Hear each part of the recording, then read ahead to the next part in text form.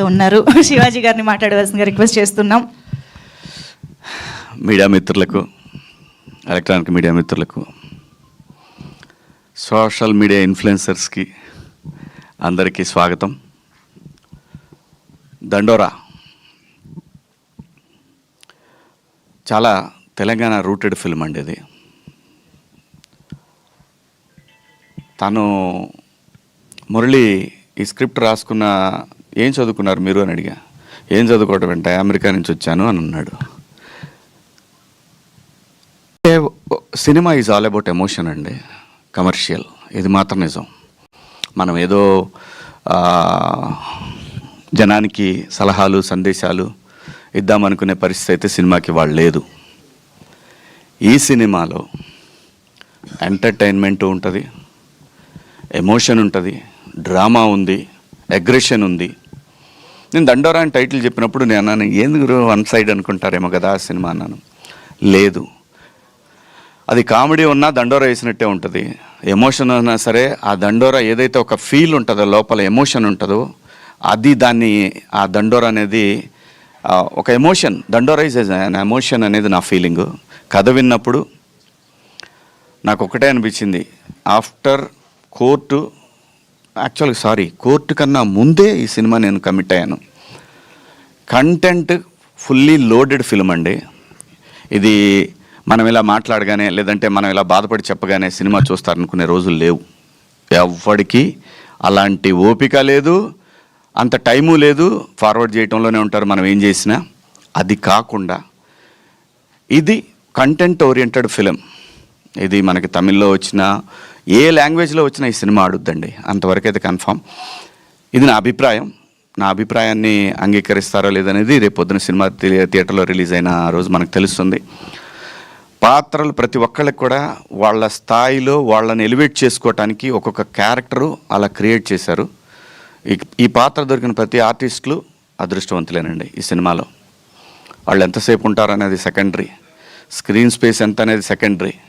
ఈ సినిమాలో చేసామంటే ప్రతి పాత్రకి ఒక తన యొక్క సెల్ఫ్ రెస్పెక్ట్ ఉంటుంది ఆ క్యారెక్టర్. ప్రతిదానికి ఒక సెల్ఫ్ రెస్పెక్ట్ ఉంటుంది ఆ క్యారెక్టర్కి. అంత బాగా కుదిరింది ఈ సినిమా. అలాగే బెన్నీ గారు వచ్చి చెప్పారు. బెన్నీ గారు ఇట్లా ఫోన్ చేసి, మా ఫ్రెండ్ అదే 90s ప్రొడ్యూసర్ ద్వారా ఫోన్ చేశారు నాకు. ఫోన్ చేస్తే రండి కథ విందామని చెప్పాను. వచ్చారు. ఆయన ఏదో అట్లా ఓ పక్కన అట్లా కూర్చున్నారు. కథ ఈయన చెప్పారు. ఆయన మాట్లాడలేదు. ఆయన చెప్పేసి ఆయన వెళ్ళిపోయారు. తర్వాత రవి గారు కథ చెప్పారు నాకు, మురళి గారు. నాకు అనిపించింది అనమాట చాలా. ఆ క్షణంలో నేను ఏదైతే 90s చేసేటప్పుడు ఒక మిడిల్ క్లాస్ ఫాదరు ఎలా స్ట్రగుల్ అవుతాడనేది ఎలాగైతే నేను ఆ సిరీస్లో అతను చెప్తున్నాను సేపు నాలో ఏం ఎక్స్ప్రెషన్ లేదు. అయిపోయిన తర్వాత ఎక్కడైనా దారి తప్పుతాడా అంటే కథ చెప్పడంలో ఎక్కడైనా పక్క వెళ్తాడా అనే ఫీలింగ్ నాకు. అది అతను చెప్పే వరకు, ఎండ్ క్లైమాక్స్ చెప్పే వరకు కూడా నాలో ఎటువంటి ఎక్స్ప్రెషన్ తను చూడలేదు.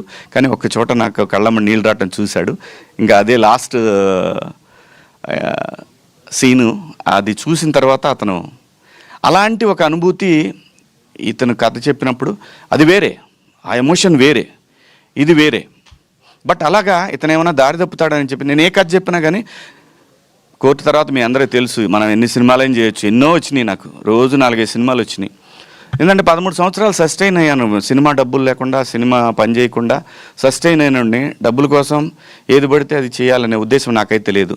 ప్రజలు నాకు ఒక రెస్పెక్ట్ ఇచ్చారు, దాన్ని కాపాడుకోవాలనే ఉద్దేశంలోనే. డబ్బులు మనకి ఎంత రావాలో అంత భగవంతుడు అది ఆయన డిసైడ్ చేస్తాడు. ఆ డిపాజిట్ అది ఎప్పుడు రావాలో అప్పుడు వస్తూ ఉంటుంది. అలా మంచి పాత్రలు చేయాలి, ఎట్టి పరిస్థితుల్లో కూడా మంచి కథలు చేయాలనే ఏంలో నేను విన్న 70-80 కథల్లో ఇది ఒక కథ అండి. అందులో నాకు నచ్చిన ఒక 10 కథల్లో ఇది ఒక కథ. ఏది, నేను రీఎంట్రీ తర్వాత నేను వచ్చినాక, మళ్ళీ ఇండస్ట్రీకి వచ్చిన తర్వాత అలాంటి ఒక గొప్ప కథ ఇది. ఎవ్రీథింగ్ ఎక్కడా కూడా మనకి వీళ్ళేదో మనకి వాయించేస్తారు, కులాలు మతాలు ఏం లేదండి. ఎక్కడ కూడా ఏ కులంలోనైనా ఇక్కడ 2 కులాలు, డబ్బున్నోడు లేనోడు, ఇవి 2 రాజ్యాన్ని ఏళ్తాయి. ఈ రెండిట్లో నుంచే స్ట్రగుల్ ఉంటుంది. వాడేమో తొక్కాలని, వీడేమో తొక్కుతున్నాడు పైకి లేవాలని. ఇదే ఫీలింగ్ ఉంటుంది ఎక్కడ చూసినా సరే. అది మీడియా అయినా, సోషల్ మీడియా అయినా, ఎక్కడైనా సరే ఒకడిని ఒకడు నేను నీకన్నా గొప్పవాడిని చెప్పాలనే ప్రయత్నమే జరుగుతూ ఉంటుంది ఎక్కడైనా సరే. ఇందులో పాత్రలు కూడా అలాగే ఒకడిని అవతల వాడిని గురించి తక్కువ అంచనా వేయటం అనేది మనిషికి సహజమైనటువంటి ఒక డిఎన్ఏలో అది వచ్చింది మనకి, అది ఎవల్యూషన్ అవుతూ వచ్చింది అది. అలాంటి ఒక మంచి కథను తీసుకున్నాను. ఎందుకంటే బెన్నీ గారు ఈయన కలర్ ఫోటో సినిమా, ఆ తర్వాత బెదుర్లంక, అది కమర్షియల్గా ఎంత ఆడింది అనేది పక్కన పెట్టి నాకు అనవసరం. బెదుర్లంక అనేది ఎలా, కానీ కాన్సెప్ట్ ఉంది చూసారా, అది ఈ కథలో కూడా ఖచ్చితంగా చెప్తున్నాను, ఇది దేశం మాట్లాడుతుందేమో అని అనిపిస్తూ ఉంది. అంటే దేశం మాట్లాడుతుంటే సినిమా ఫ్రెటర్నిటీ వాళ్ళు మాట్లాడతారని అనిపిస్తుంది దేశవ్యాప్తంగా. మంచి కథ, ఆర్టిస్టులు కూడా బాగా, ఏ ఆర్టిస్ట్కి ఇచ్చినా కానీ పండగేనండి. ప్రతి క్యారెక్టరు పండగలా ఉంటుంది. అలాగే ఈ పెర్ఫార్మెన్స్లు చూసిన తర్వాత ఆయనకి పూనకం వస్తుంది అనేది కన్ఫామ్. నిజంగా అండి, అందరు ఎవ్వరు కూడా న్యాచురల్గా ఉంటే ప్రతి ఒక్క క్యారెక్టర్ కూడా అంత బ్రహ్మాండంగా ఆయన స్కోర్ అది బ్రహ్మాండంగా చేశారు. అలాగే ఇలాంటి సినిమా పట్టడం ఎడిటర్కి కూడా ఒక ఛాలెంజింగ్. డెఫినెట్గా ఏ ఎక్స్ప్రెషన్ క్యాప్చర్ చేయాలి, ఎక్కడ కట్ చేయాలి అనేది సతమతం అవుతారు ఖచ్చితంగా ఎడిటింగ్ టేబుల్ మీద. బట్ ఒక జడ్జిమెంట్కి వచ్చేస్తారు, డైరెక్టర్తో కూర్చొని వస్తారు, తనకి ఛాలెంజింగే. అంత బాగా చేశారు అందరూ కూడా, ప్రతి ఒక్కళ్ళు ఎవ్వరు కూడా వీళ్ళు బాగా చేశారు వీళ్ళు బాగా చేయలేదు లేదు. ప్రొడ్యూసర్ ఒక్కడ మాత్రం చాలా స్ట్రగుల్ అయ్యాడు.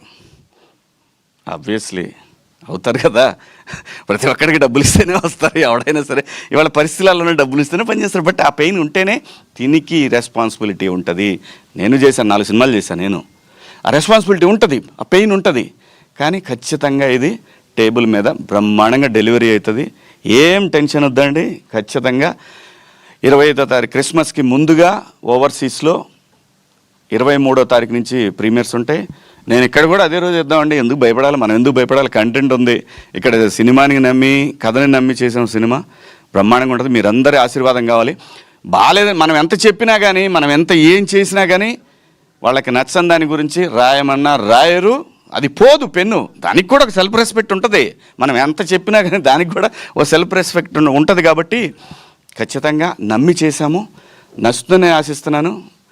రండి, థియేటర్స్కి రండి. మంచి కంటెంట్ ఉన్న ఫిల్ము 25వ తారీఖు, 26, 27, 28 జనవరి 1 సెలబ్రేషన్స్ ఉంటాయి ఖచ్చితంగా ఈ సినిమాకి సంబంధించి. అందరం కలిసి ఎంజాయ్ చేద్దాం థియేటర్లో ప్లస్ బయట. థ్యాంక్ యూ అండి, థ్యాంక్ యూ అవకాశం ఇచ్చినందుకు ఈ సినిమాకి, బెన్నీ గారికి, అలాగే మురళీ గారికి, అలాగే సినిమాని ఎగ్జిబిట్ చేస్తున్న డిస్ట్రిబ్యూటర్స్ మైత్రి వారికి, అలాగే ప్రైమ్ షో వారికి అందరికి కూడా, అలాగే యుఎస్లో డిస్ట్రిబ్యూట్ చేస్తున్న భద్రకాళి వారికి అందరికి కూడా పేరు పేరున ధన్యవాదాలు. థ్యాంక్ యూ మీడియా మిత్రులందరికీ కూడా. Thank you so much sir. Thank you Shivaji garu, thank you so much. So